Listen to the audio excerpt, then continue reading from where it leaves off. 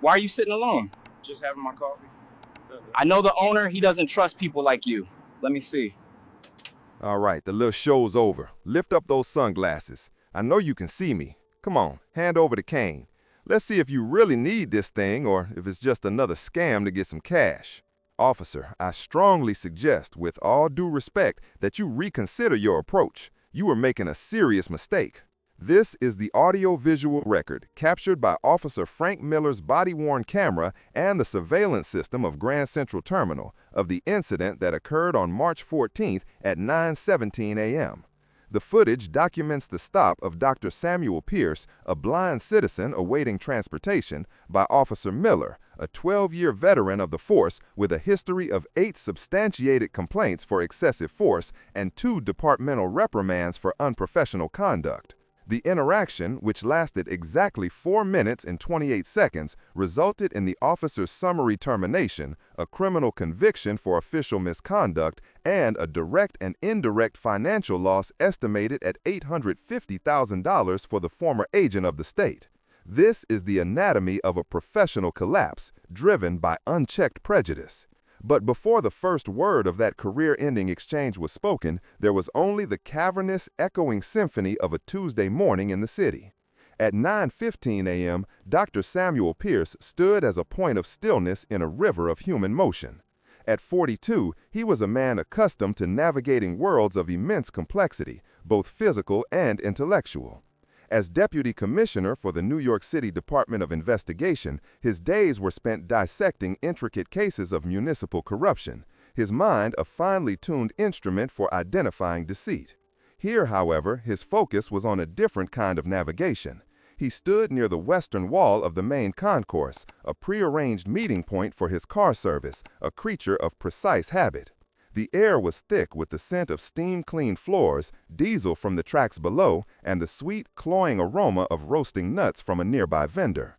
The marble floor beneath his Italian leather shoes vibrated with the collective energy of 1,000 hurried footsteps and the distant rumble of arriving trains. His senses, honed by a lifetime without sight, painted a vivid picture of his surroundings. He could hear the distinct, frantic clicking of a woman's heels on the terrazzo floor to his left, the weary sigh of a man settling onto a wooden bench 20 feet away, the crisp rustle of a newspaper being folded.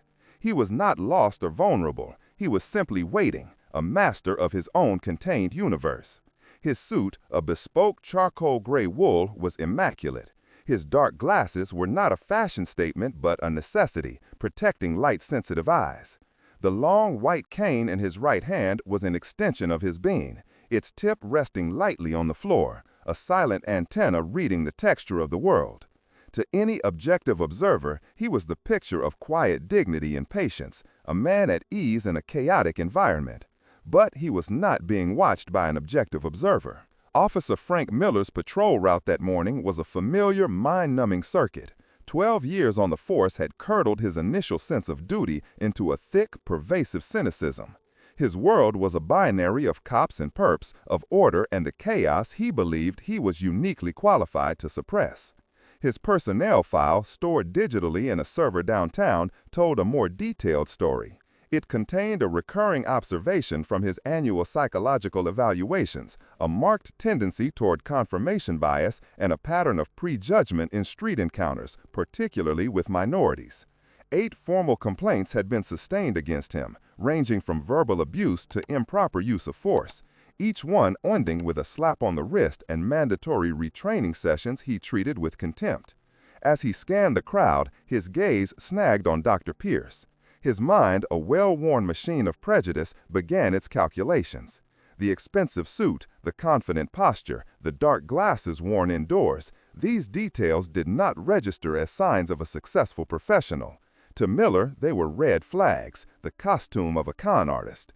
He had seen their type before, or so he told himself. The fakers who used a prop cane to elicit sympathy, panhandling or pickpocketing in the confusion of the crowd. The calm demeanor was not patience, it was arrogance. The stillness was not waiting, it was casing. In less than 10 seconds, Officer Miller had conducted his investigation, held a trial, and reached a verdict inside his own head.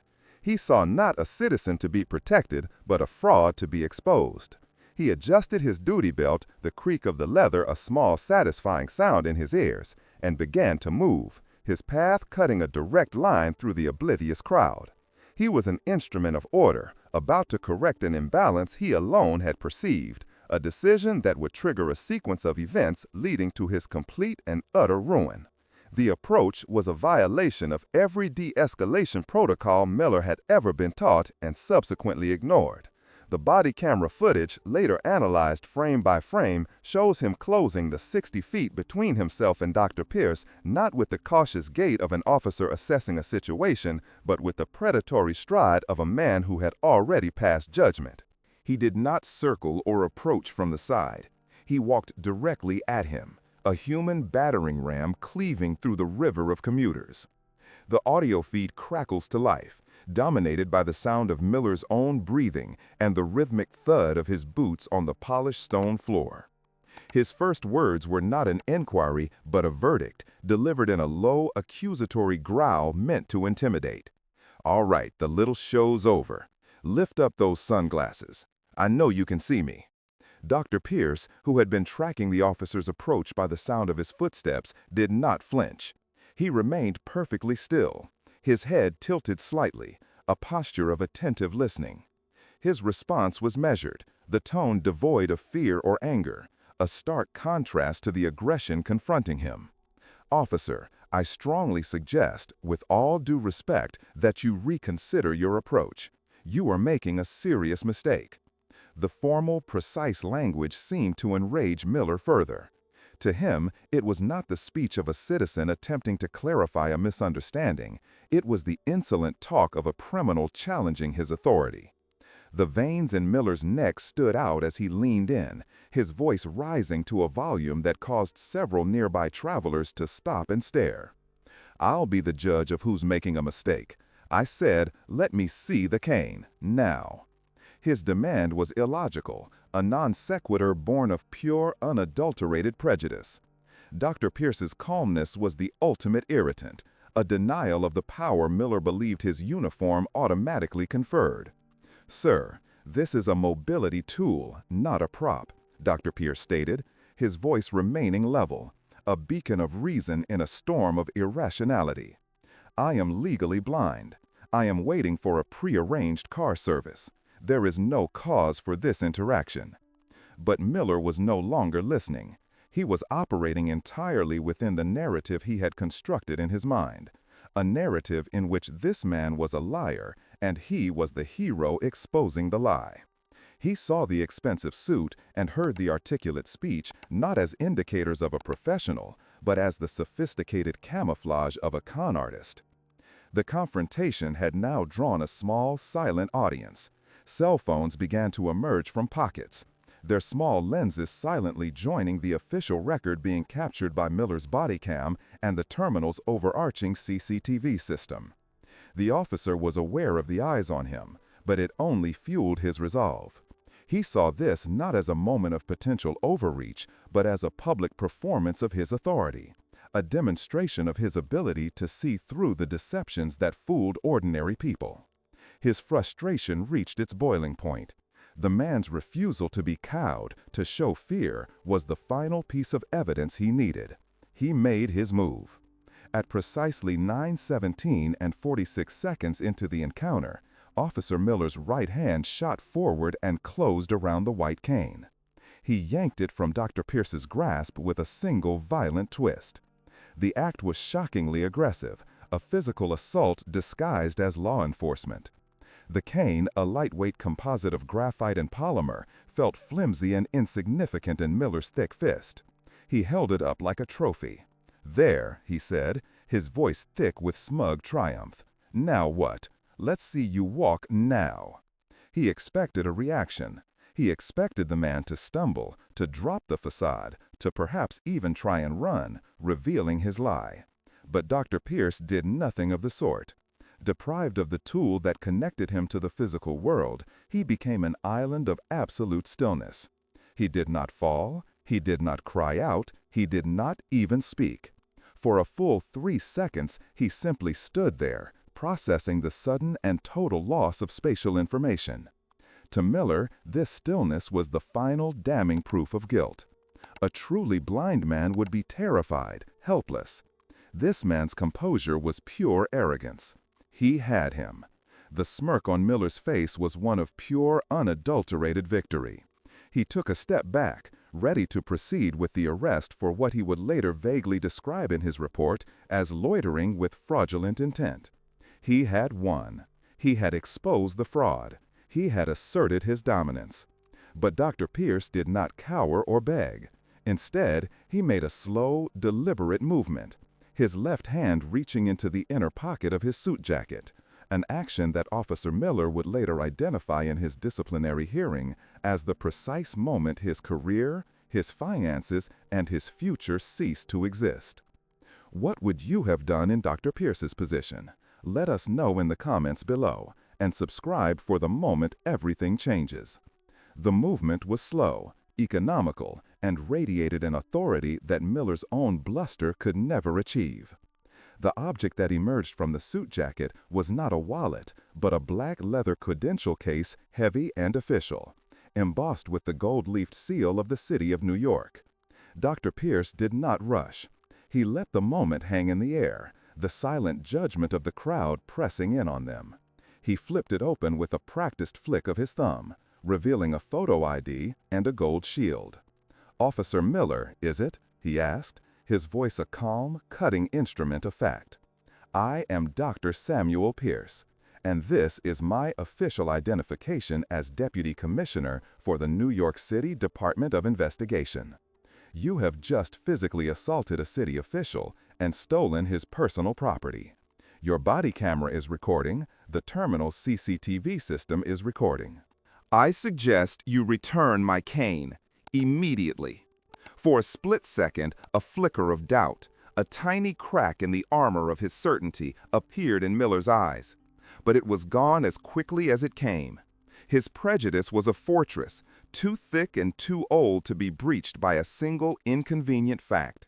His brain, unable to reconcile the man before him with the title on the ID, chose the only path it could: denial. He let out a short, derisive laugh.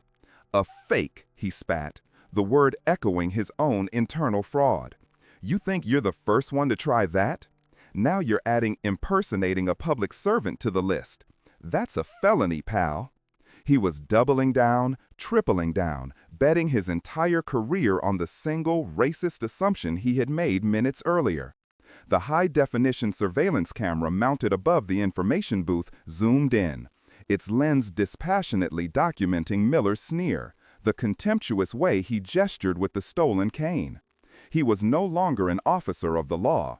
He was a character in a tragedy of his own making, and every camera in the station was his Greek chorus.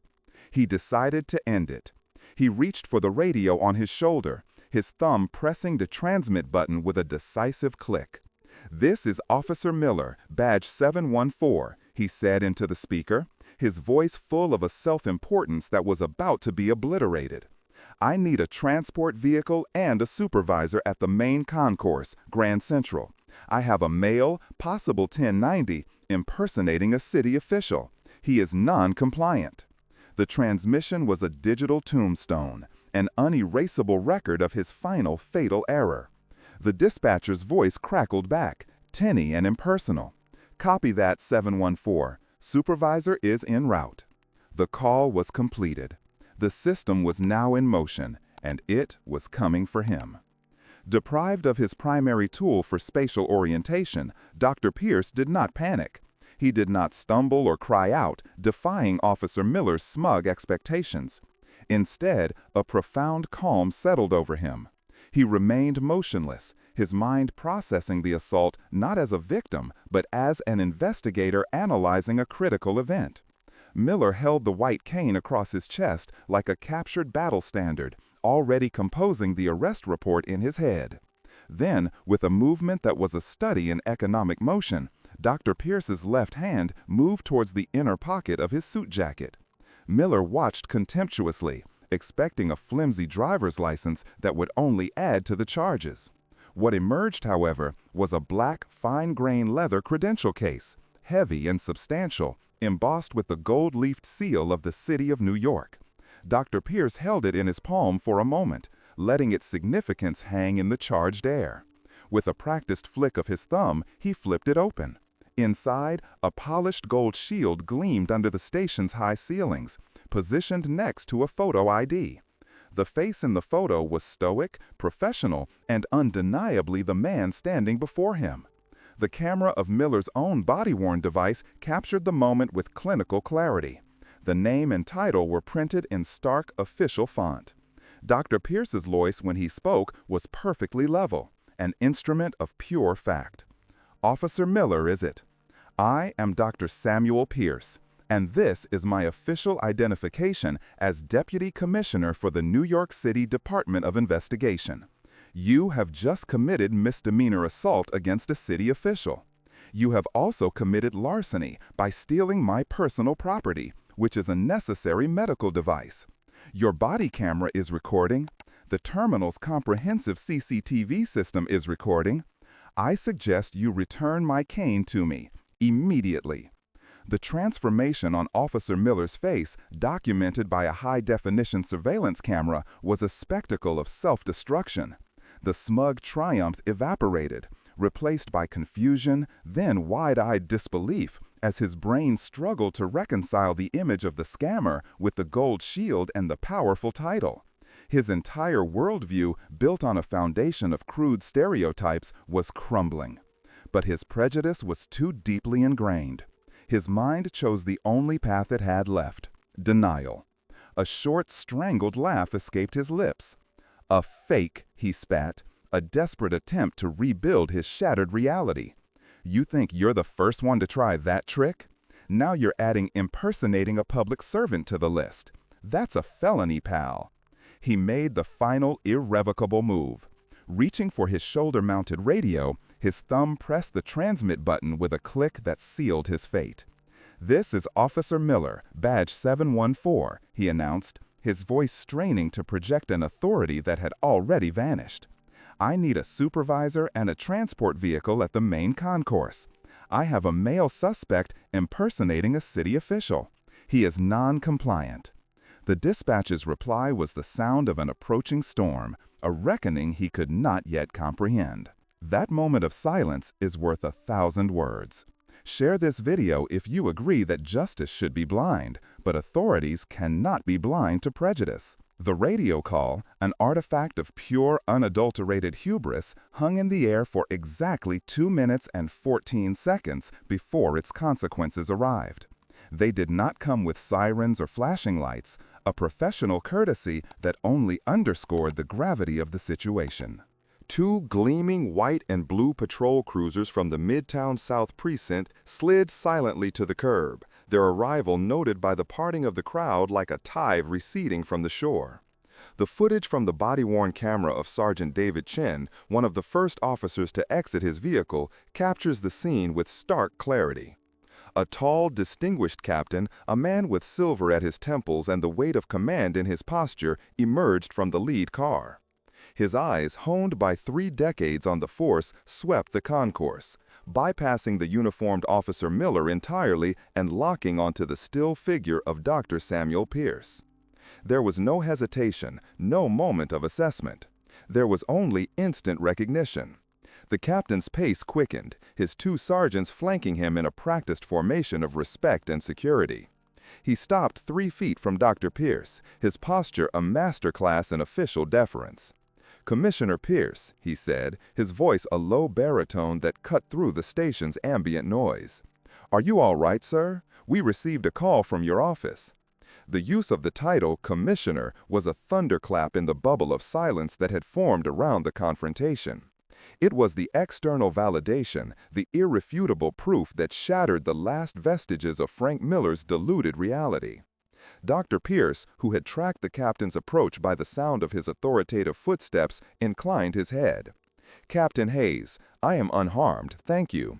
However, your subordinate here, Officer Miller, has seen fit to relieve me of my mobility cane and accuse me of perpetrating some kind of fraud. I believe his conduct warrants your immediate attention." Captain Hayes's gaze, which had until that moment been fixed with concern on Dr. Pierce, slowly pivoted. It settled on Frank Miller, and the look in his eyes was not one of anger, but of a cold, profound contempt. It was the look a surgeon might give a cancerous growth that needed to be excised, a look that conveyed a complete and total professional termination. Miller stood frozen, the white cane still held awkwardly in his hand, a symbol of his career's implosion. The smirk was gone, replaced by a slack-jawed mask of dawning horror. The captain's voice, when he finally addressed his subordinate, was stripped of all warmth, a flat, administrative instrument of doom. "Officer Miller, return the commissioner's property, now." The command was not a suggestion. Miller's movements were jerky, robotic, his brain struggling to send signals to his limbs. He shuffled forward and held out the cane, not daring to meet anyone's eyes. Dr. Pierce took it without a word, his hand closing around the familiar grip, re-establishing his connection to the world Miller had tried to sever. The public humiliation, however, had only just begun. Captain Hayes gestured with 2 fingers toward his sergeant. Secure his service weapon, his radio, and his shield. Sergeant Chen stepped forward, his face an impassive mask. The clicks were sickeningly loud in the tense quiet. The snap of the holster's retention strap, the metallic scrape of the Glock being removed, the unsnapping of the radio from its holder, and finally the tearing sound of Velcro as Miller's badge 714 was ripped from his chest. Each sound was another layer of his identity being publicly stripped away. He was no longer a police officer. He was evidence in an impending investigation, a pariah in his own department. The crowd of onlookers, their phones still raised, silently documented every degrading second. "You are relieved of duty, effective immediately," Captain Hayes stated, his voice a final judgment. "You will be transported back to the precinct where you will await the arrival of Internal Affairs. You will not speak to anyone. Do you understand me?" Miller could only manage a weak, pathetic nod. He was led to the back of one of the patrol cars, the door closing with a solid final thud. It was the sound of a career, a pension, and a future being locked away forever. Captain Hayes turned back to Dr. Pierce, his expression softening into one of deep professional apology. "Sir, on behalf of the department, I am profoundly sorry. This never should have happened." The formal process to address this catastrophic failure was now underway, a bureaucratic machine that would meticulously grind Frank Miller's life into financial and professional dust. The aftermath for Frank Miller was not a single event, but a cascade of failures, a meticulously documented deconstruction of a life built on a rotten foundation of prejudice. The process began less than an hour after he was placed in the back of the patrol car.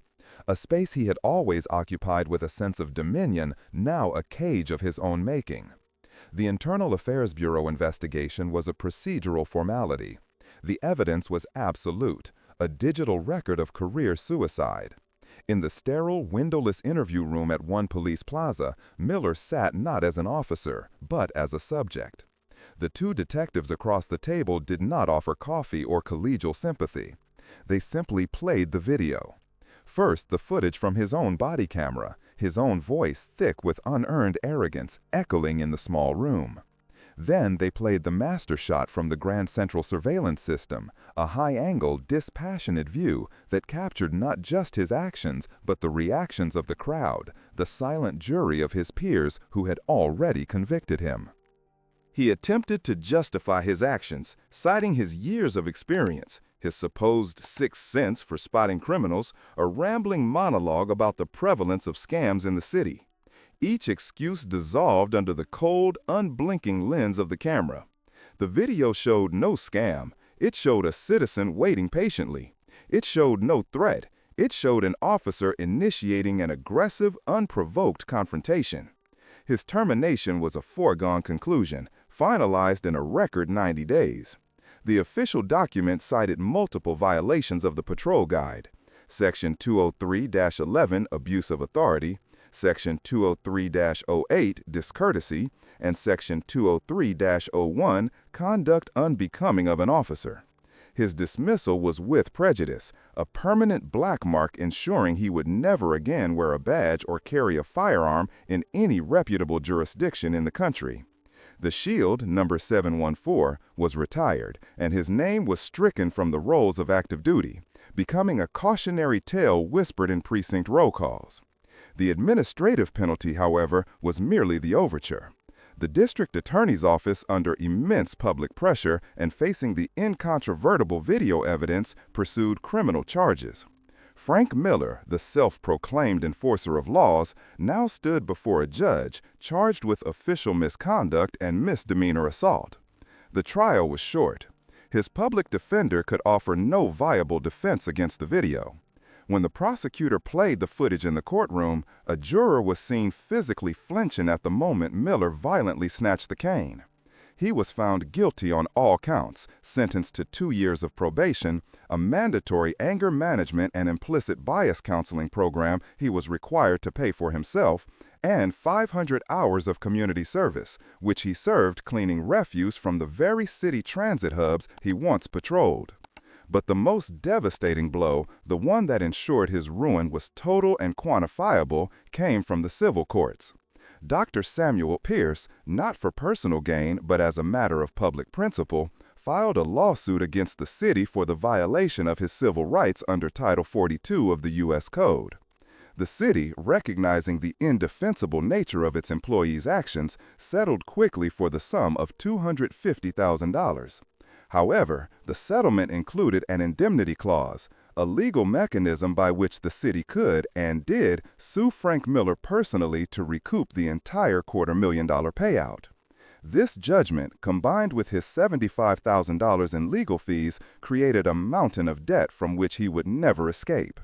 His financial collapse was absolute. His annual salary of $95,000 vanished overnight.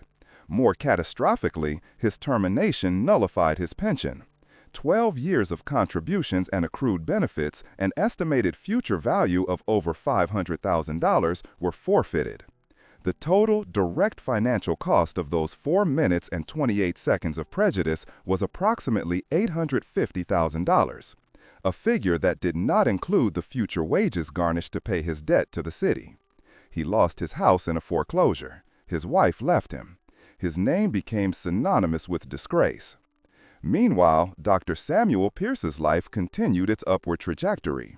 The incident, far from diminishing him, only amplified his public stature as a champion for civil rights and police accountability. 2 months after the incident, he was a keynote speaker at a national conference on law enforcement reform, where he used the anonymized details of his own case as a powerful example of the systemic changes needed. The footage of his unwavering calm in the face of Miller's aggression was used as a training tool for new recruits at the police academy, a lesson in de-escalation and the dangers of implicit bias. His work at the Department of Investigation led to the indictment of 3 corrupt city contractors, saving taxpayers millions. His authority was not diminished, it was reinforced, his dignity not challenged but proven unassailable. The final karmic tally was stark. One man, whose identity was tied to a uniform and the power he believed it granted him, was left with nothing. The other, whose strength came from his intellect, character, and unwavering composure, lost nothing and, in the process, strengthened the very system Miller sought to corrupt with his prejudice. Did Frank Miller, now stocking shelves on the graveyard shift at a suburban warehouse, ever truly understand the depth of his failure? Did he finally learn that a person's worth is not determined by the color of their skin or the assumptions of a stranger, but by the content of their character? We may never know, but the public record, preserved in digital clarity for all to see, serves as a permanent, expensive receipt for the true price of prejudice. Have you ever witnessed an injustice like this? Share your story in the comments, and share this video to remind everyone that accountability is not a privilege, but a right.